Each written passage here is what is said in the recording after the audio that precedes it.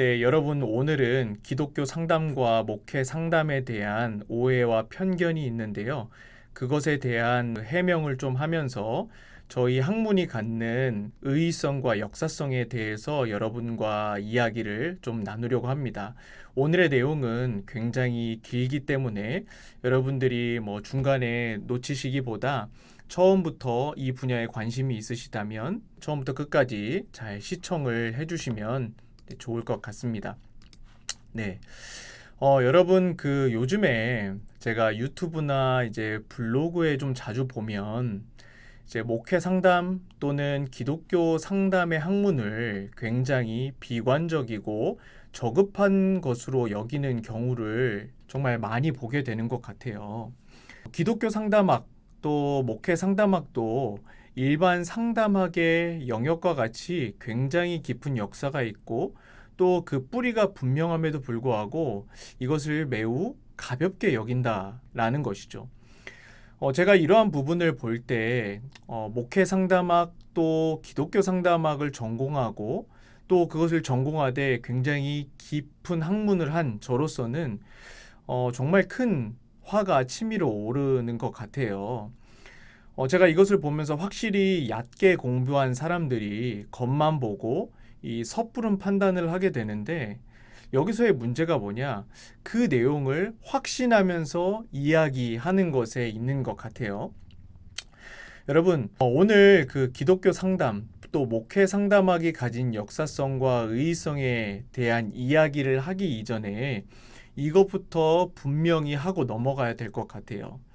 우선 목회 돌봄적 관점에서의 목회 상담의 첫 뿌리는 지금으로부터 대략 3,500년 전이었다고 하는 거예요. 여러분, 이 시대는 소위 그 구약 시대라고 불리거든요.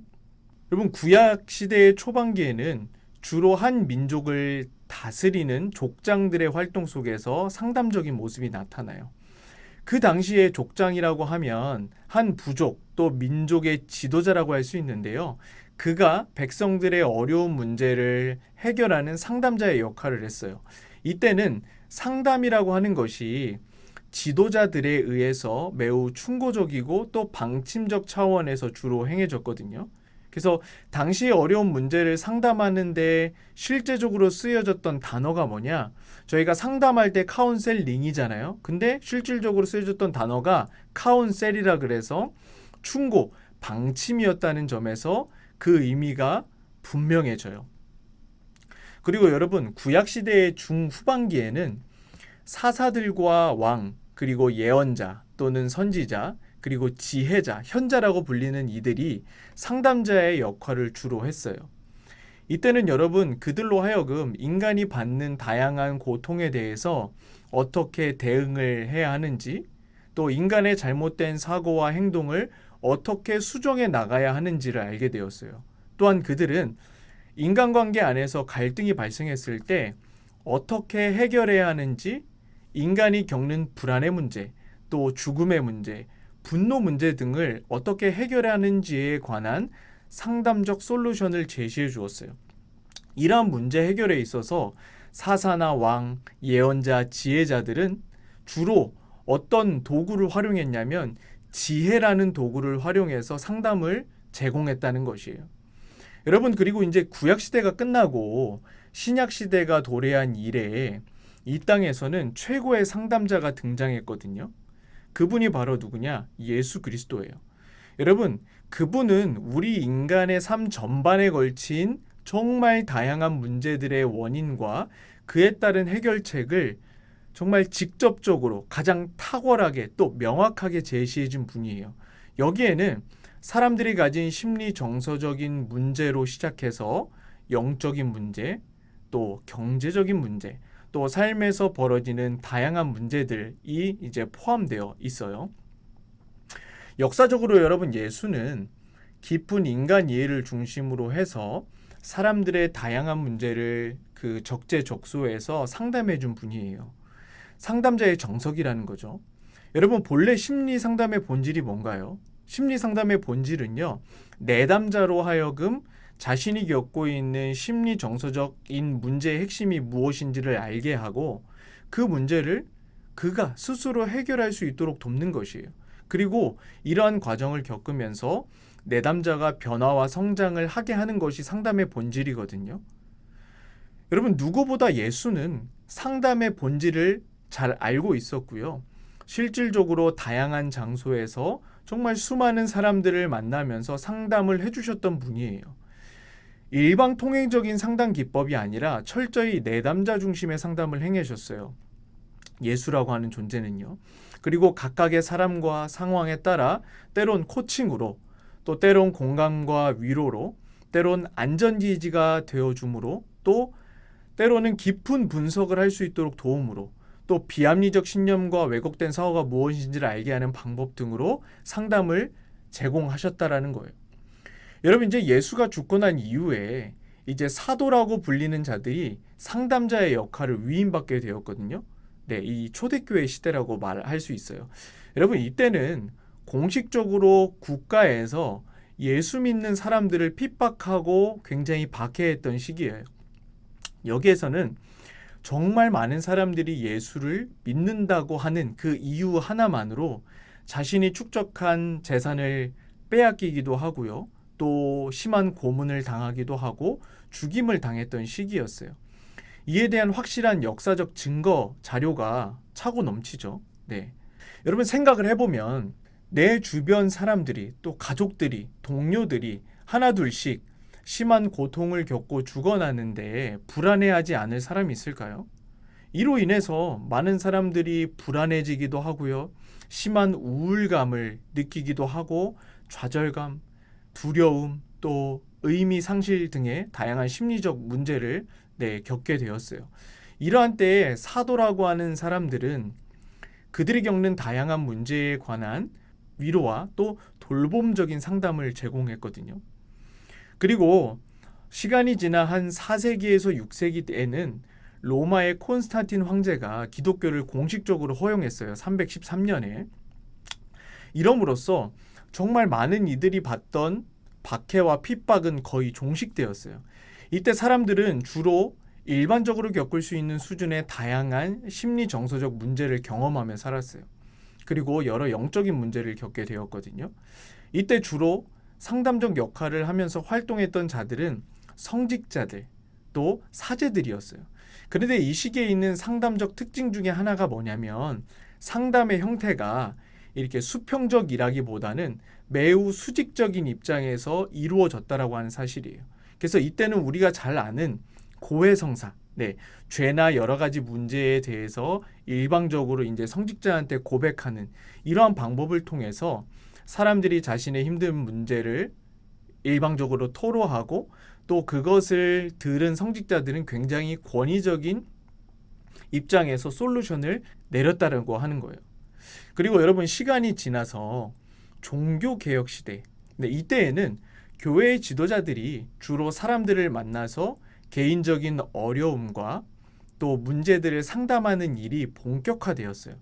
어찌 보면 이때가 기독교 역사 속에서 돌봄적 차원의 상담이 가장 급진적으로 변화된 시기가 아닐까 생각해 보게 되는데요.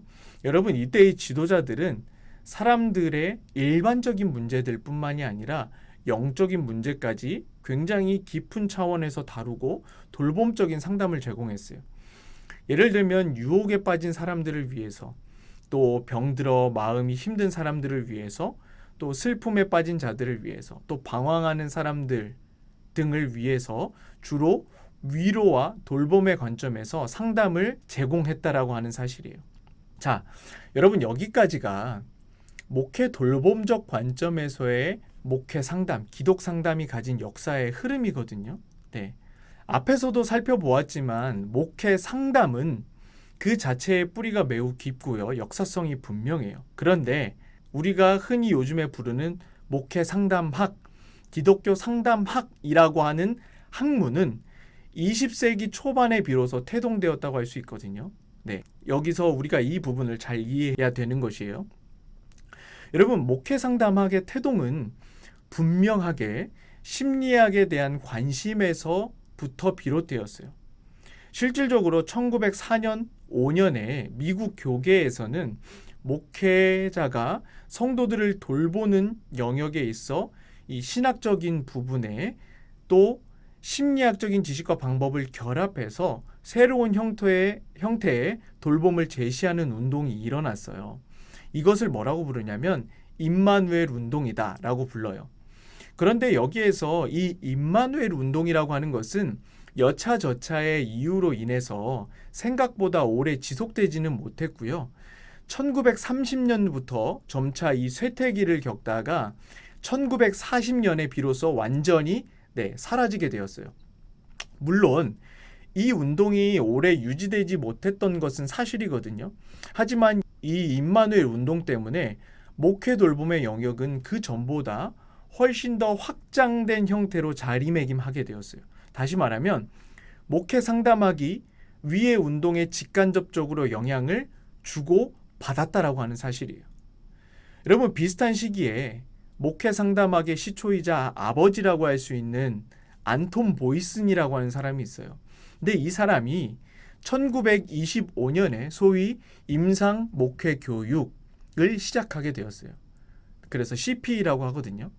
보이슨은 목회 돌봄에 있어 반드시 심리학적인 지식이 필요하다, 의학적인 지식이 필요하다, 철학적인 지식이 필요하고 종교적인 지식이 필요하고 고려되어야 한다는 입장에서 이 운동을 주창하게 됐거든요.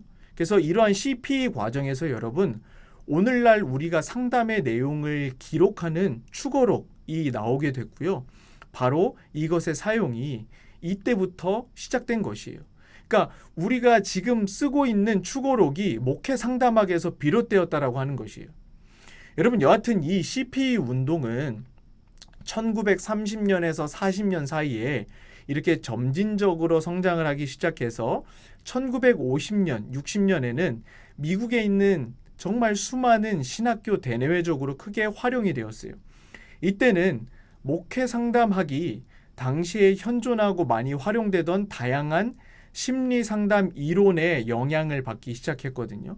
그러니까 조금 더 구체적으로는 롤로 메이의 실존주의 심리학이나 칼 로저스의 인간 중심 상담 이론이 목회 상담학에 많은 영향을 끼쳤다고 할 수 있어요. 이러한 이론을 기반으로 해서 1940년에서 50년대에 들어서면서 목회 상담학은요, 많은 학자들에 의해서 이제 제대로 된 학문으로서의 자리매김하게 된 것이에요. 그리고 이후 1960년, 70년대를 거치면서 목회 상담학은 정말 급속도로 성장을 하게 되었어요. 더욱이 1970년대부터는 목회 상담학이 이 개인적인 영역에서 더 나아가 이 가족적이고 시스템적인 가족 상담, 부부 상담까지 확장되었거든요. 그래서 역사적으로 보면 사실 이때부터 일반적인 가족 상담 그리고 부부 상담이 많은 이들로 하여금 각광을 받기 시작한 거예요. 그리고 1980년대부터는요, 우리가 너무나도 잘 아는 프로이트의 정신분석학과 여러 대상관계 이론가들의 정신역동이라 함은 자아심리학도 있고요. 안나 프로이트의, 그리고 하인즈 코엇의 자기심리학, 그리고 위니카시나 또 다양한 대상관계 이론가들이 이제 주창한 정신역동학이 목회 상담학에 도입되고 많이 활용되었어요. 그리고 1990년대부터는 최근까지도 정말 많이 활용되고 있는 합리정서 치료, 알리비트라 그러죠. 그리고 인지행동 치료가 도입되었고요. 2000년대 이후부터는 마음챙김 이론이라든지 또 긍정심리학 등이 목회 상담학에 도입되어서 활용되고 있어요. 여러분, 목회 상담학이나 또 기독교 상담을 잘 모르는 사람들이, 또 깊게 공부해보지 않은 사람들이 이 학문을 굉장히 가볍게 여기는 경우가 있어요. 하지만 목회 상담학을 공부하기 위해서는 정말 인간에 대한 깊은 이해와 신에 대한 깊은 이해가 있어야 되고요. 거기에 더하여서 인간의 마음, 심리에 대한 깊은 이해가 있어야지만이 가능한 일이에요. 목회 상담학을 한다는 것. 한마디로 공부를 정말 많이 해야 된다라고 하는 사실이에요. 일반적으로 여러분, 일반 상담학을 공부하는 경우에는 해당 심리 파트만 공부하면 되거든요. 하지만 목회 상담학이나 기독교 상담을 전공하려면 심리 파트뿐만이 아니라 신학 파트도 공부해야죠. 철학 파트도 공부해야죠. 심리학 파트까지 다 공부해야 된다라고 하는 거예요. 여기서 또 한 가지. 여러분, 목회 상담학의 영역은 스펙트럼이 굉장히 다양하고 브로드하거든요. 그러니까 제가 쓴 논문에도 소개한 바 있지만 존 디 카터와 브루스 네러모어라고 하는 사람이 쓴 신학과 심리학의 통합과 갈등이라는 책에 보면 목회 상담 안에서의 모델은 크게 4가지로 나뉘어요. 여기서는 제가 제 논문에 적은 내용을 그대로 옮겨서 이야기해 볼게요. 첫 번째는 바로 대립 모델이에요. 이 모델은 그러니까 신학과 심리학이 서로 본질적으로 호환될 수 없다라고 하는 입장이에요. 다시 말하면 신학과 심리학의 통합 가능성이 never, 전혀 없다는 입장이에요. 그리고 종속 모델이 있어요. 두 번째로. 이 모델은 신학과 심리학이 어느 정도 연계는 되어 있지만 신학보다는 심리학을 중심으로 해서 그 이론을 전개하는 입장이에요. 다시 말하면 이 신학보다는 심리학에 더 큰 무게중심을 두는 것이죠. 그리고 세 번째는 병행 모델이 있어요. 이 모델은 여러분 앞서 언급한 대립 모델과 비슷한 면이 있지만 본질적으로 이 신학과 심리학 사이에 깊은 상호관계가 없다는 입장이에요. 다시 말하면 이 신학은 개인적이고 또 사회적이지만 이 심리학이라고 하는 철저히 과학적이라고 하는 입장이라는 거죠. 그리고 네 번째, 통합 모델이 있어요. 여러분, 이 모델은 모든 진리의 창시자는 하나님이다 라고 하는 이 팩트, 이 가정에서 출발해서 이론을 전개하는 입장이거든요.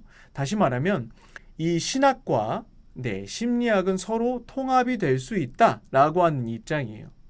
그래서 저는 이 위에 크게 4가지의 모델 중에서 마지막에 언급한 통합 모델을 지지하고 있고요. 이러한 학문적 토대 위에서 심리학과 신학을 모두 활용해서 상담을 하고 있어요. 여러분, 아마도 제가 생각해 보건대 이 목회 상담학, 기독교 상담학을 굉장히 비관적이고 부정적인 시선으로 바라보는 사람들은 본 학문을 아까 이야기했던 대립 모델이나 병행 모델적인 관점에서 바라보기 때문이 아닐까라고 생각해요. 그렇게 비판을 하는 이유는. 사실 여러분, 목회 상담이 이러한 오해와 편견에서 벗어나기 위해서는 목회 상담자, 기독교 상담자가 신학도 제대로 공부하고 또 동시에 이 심리학도 제대로 공부해서 이 두 학문이 제대로 통합될 수 있는 통합적 관점에서의 질 높은 심리 상담 서비스를 제공해야 돼요. 정말 이 영역은 제대로 공부하지 않으면 소위 나가리가 될 수 있거든요. 여러분, 저는 정말 오랜 기간 목회 상담학의 학문을 공부한 한 사람으로서 많은 책임감을 느껴요. 그리고 많은 이들로 하여금 이러한 오해와 편견이 생긴 것에도 지금까지 우리가 깊게 공부하지 않고 활용하지 않았기 때문이라고 하는 부분도 분명히 존재하고 또 인정을 하고 있어요. 그렇기 때문에 앞으로는 정말 앞에서도 이야기했지만 오래된 역사와 뿌리를 가진 목회 상담학의 이 학문답게 우리와 내가 조금 더 스마트하고 나이스하게 이것을 활용할 필요가 있다고 생각해요. 정말 우리가 그냥 공부한 것으로 끝나지 않고 내가 박사를 받았다고 해서 석사를 받았다고 해서 끝나지 않고 끊임없이 현장에서 인간에 대한 연구 그리고 신에 대한 연구 더욱이 현존하는 다양한 심리학에 관한 연구 더 나아가 이 모두를 통합하는 작업을 통해서 내담자에게 정말 질 높은 심리 상담 서비스를 제공하는 것 이것이야말로 우리가 이 학문을 공부한 사람으로서 또 제가 해야 될 일이라고 생각해요.